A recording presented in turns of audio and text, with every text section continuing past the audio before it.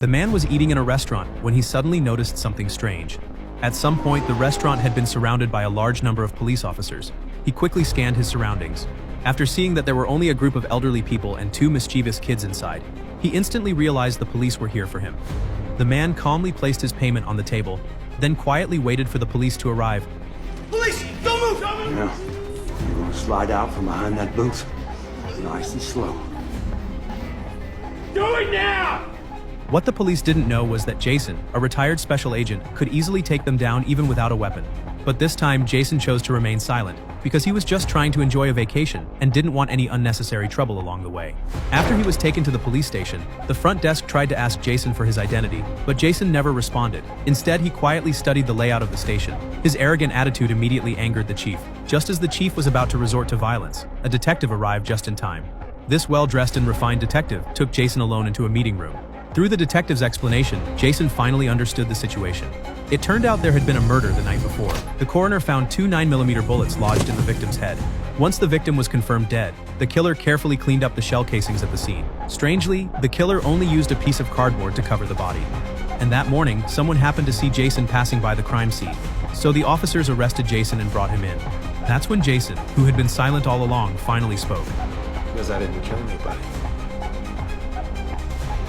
At least not recently. And from the details the detective mentioned, Jason quickly deduced key information. 3 men dropped this body. The shooter was someone who knows firearms well. Bullets were small caliber, 9mm, 95 grain, that's subsonic. A silencer was used. He also knew enough to pick up his brass. This wasn't a first timer. This was someone who knew how to conduct a quiet, effective kill. Although every one of Jason's deductions was backed by logic, the detective still wanted to know why Jason was near the crime scene. Jason helplessly explained that he had just gotten off at the station. Unfamiliar with the area, he had to continue on foot, and all the police found on him was a toothbrush, a medal, and $300. Even though Jason was cleared of suspicion, the chief still locked him up, saying the case remained unsolved.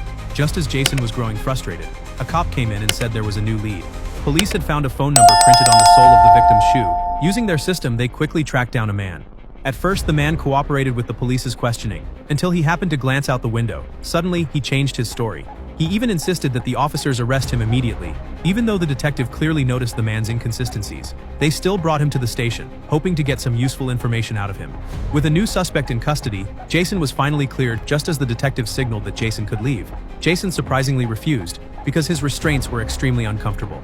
The detective told a colleague to grab some scissors, but Jason suddenly signaled the officer not to bother. Breaking free from them was like playing with a kid's toy for him. Just as Jason was about to walk out of the station, the detective suddenly called out and stopped him. It was a thin, timid-looking man. During the ride to the prison in the transport van, the man tried to start a conversation with Jason, but Jason bluntly told him to shut up. Half an hour later, the van arrived at the prison, but as soon as they entered, a guard started giving them a hard time, claiming it was procedure. The guard ordered a cavity search. Jason, having been through countless prisons, knew this was against protocol, so he flat out refused the guard's demand. No. Blanket strip search policies are unconstitutional, unless there's clear articulable suspicion of criminal activity. The victim I'm suspected of murdering was shot by a handgun that would measure 4 inches by 6. That weapon's not fitting inside me or any other human being without single as the hospital. When the guard still wouldn't let it go, Jason finally lost his patience. If you think you can perform the inspection without seriously injured, go for it. Staring down the 2-meter-tall brute, the guard swallowed his pride and let them through. After they were escorted into their cell, the guard who had looked so fierce a moment ago walked away with a cryptic smile on his face. The next morning, Jason took one look at the prison surroundings. Well, that's not good. What's going on? We're not with the guys awaiting arraignment. We're with the lifers. Lifers? I mean people sentenced for life.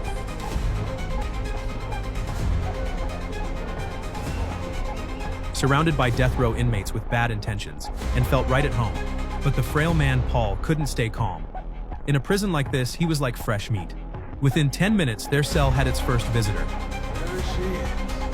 To test whether Paul could be bullied, he first told Paul to hand over his shoes, then ordered him to take off his glasses. Seeing Paul follow every order, the prison bully knew he could push him around. He smashed Paul's glasses with one stomp, and pulled out a makeshift weapon. That's when Jason had seen enough. He jumped down from the bed and landed between them.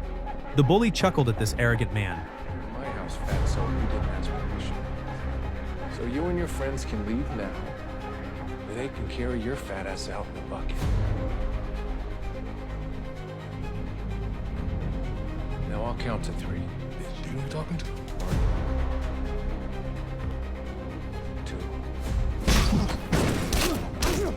2. 2 seconds later, the bully was out cold. His lackeys panicked and quickly carried him away. Later during yard time, as Paul and Jason sat talking on a bench, Jason noticed a group across the yard staring him down. To confirm if they were after him, Jason went to the restroom alone. As expected, the group followed him in, surrounded and outnumbered. Jason calmly took off his sunglasses. You always know what's about to happen to you. You leave now. So I give you to the count of 3. 1.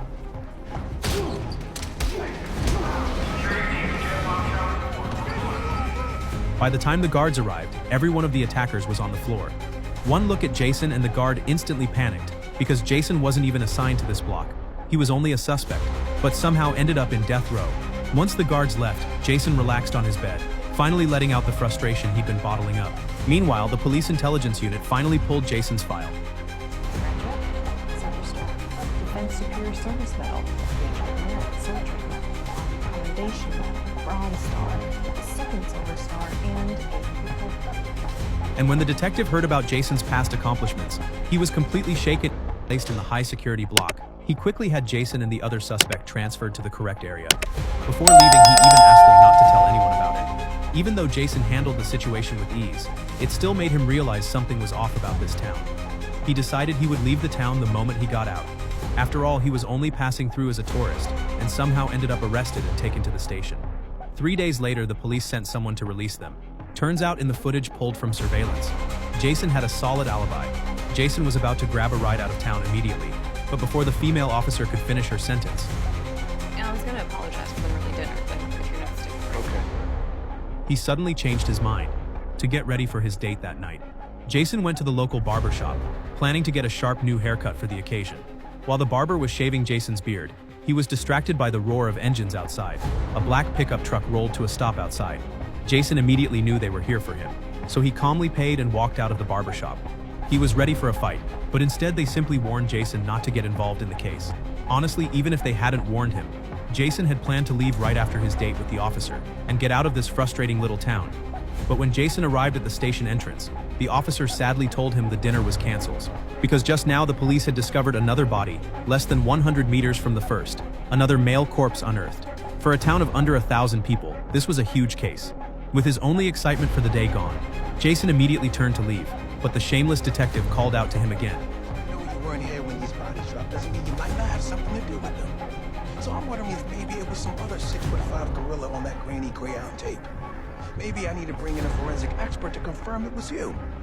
And maybe you need to cool your heels back in Warburton while we get that done over the next 2 or 3 weeks. Even though Jason could take down 10 grown men alone, he still didn't want to go against the official police. So reluctantly, he followed the detective into his office. He was in a foul mood and planned to just play along. But when he saw the photo of that hand on the screen, his heart instantly sank. Before the coroner could finish reading the report, Jason blurted out details even the pathologist didn't know. Victim grabbed at the struggle, causing his fingertips to swell and histaminic reaction. His dental work soft because he had his teeth fixed wherever he was living at the time. Broke his right arm when he was 8, had it set in Berlin. Had his tonsils taken out at 10 and sold. To confirm his theory, they brought out the male corpse, and Jason's worst fear was confirmed. Pin him against the stove. Even though my mother had just turned it off. That's how my brother got this scar. No one expected the body to belong to Jason's own brother. That discovery changed everything for Jason. He could no longer sit on the sidelines. As soon as the man stepped into the hotel, a group of young punks blocked his path. The man didn't want to engage with them, but the punks shamelessly followed behind him. Jason glanced back once and figured out a lot. There's 2 Sixers worth of empties around your car. You've been waiting a while. And since this isn't the most exciting spot in town, I gotta assume you've been waiting for me. Let me guess. Rich guy in a fancy pickup put a 50 in each of your pockets to take care of him. Honored? Faced with such immature kids, Jason had no intention of wasting time on them. But one of them suddenly provoked him. Already in a bad mood, Jason snapped. You're about to get your ass kicked. I'm just gonna break the hands of 3 drunk kids. There's 4 of us here. One of you's got to drive to the hospital.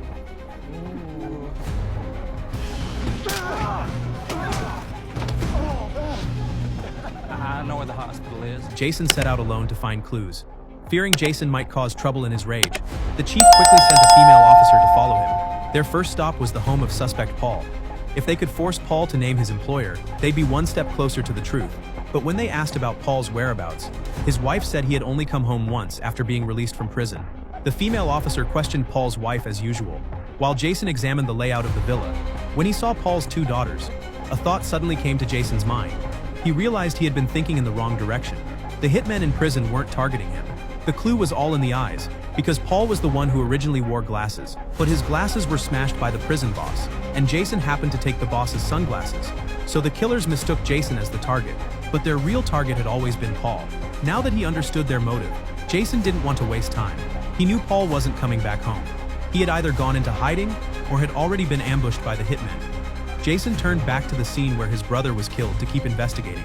Using his years of special forces experience, he reenacted the crime from the killer's perspective and successfully discovered some subtle clues. Meanwhile, a car pulled up in front of the mobile villa. 4 men in white got out and quickly approached the house.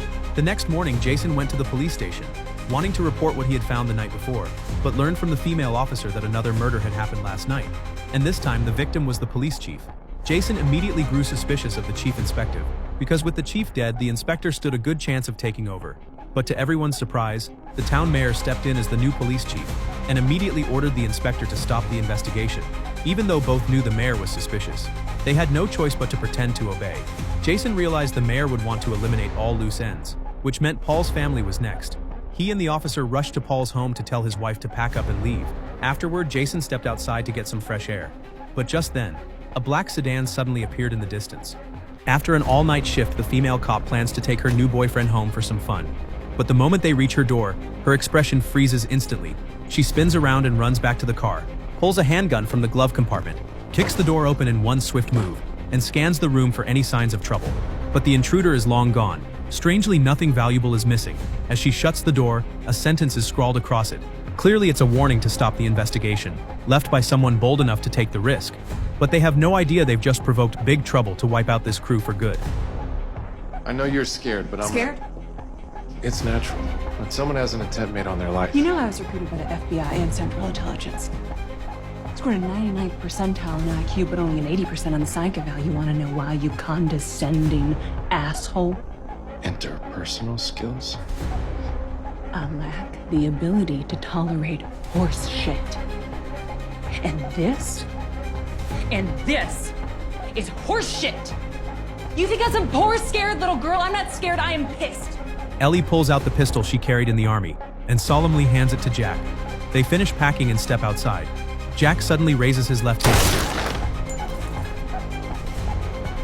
Are you kidding me? I just told you to be careful with that thing. Never trust a weapon you haven't personally test fired. Back at the station, the chief shares good news. The coroner has ID'd the dead man through his fingerprints. On paper, he's just a regular truck driver, but past police records show that in one lawsuit, this driver hired an extremely expensive private attorney. Jack won't let a single lead slip and sets off immediately. Facing a seasoned professional, Jack comes clean about what he needs. Give me your file on Pete Job. The man in charge stares at Jason like he's crazy. I will ruin your life with one phone call. I'll end your life with one phone. After a bit of friendly talk, he willingly prints out the driver's file. Meanwhile, the chief isn't sitting still. Following a lead, he arrives at a dirty cop's house. But no matter how hard he knocks, there's no answer. In urgency, he kicks the door open. But after searching the whole place, all he finds is the cop's phone by the bed. Its recent calls are all to a tech company. While he's still puzzled, something unexpected happens. 2 cops ambush him. Turns out, when the chief forced the door, a neighbor saw and called it in. Luckily, Ellie arrives in time and vouches for his identity. The 3 regroup at a diner to trade intel. Jack says while looking over the driver's file, he found the man had long-term ties to a tech company. That discovery sparks the chief's interest instantly, because now 2 separate leads point to the same firm. They agree to apply for a warrant tomorrow and check out the suspicious company together. Late that night, Jack leaves a bar after digging for leads, but the moment he gets in his car, he notices the car behind him starts too. Jack heads back into the bar, goes straight to the kitchen and swipes a pair of gloves. He drives toward a remote town on purpose, and sure enough, the car follows on a muddy road in pouring rain. Jason jerks the wheel hard to change course. while pulling out the pistol Ellie gave him. Just as the car is about to hit a barn, he throws the door open and dives into the field. The move perfectly lures his pursuers. When the two killers creep toward the empty car with flashlights, Jack is already silently behind them. He picks up the shell casing from the ground, slips on the gloves and gets ready to frisk them. But after searching every pocket, all he finds is a thick wad of cash. But when Jason pops their trunk, he freezes on the spot.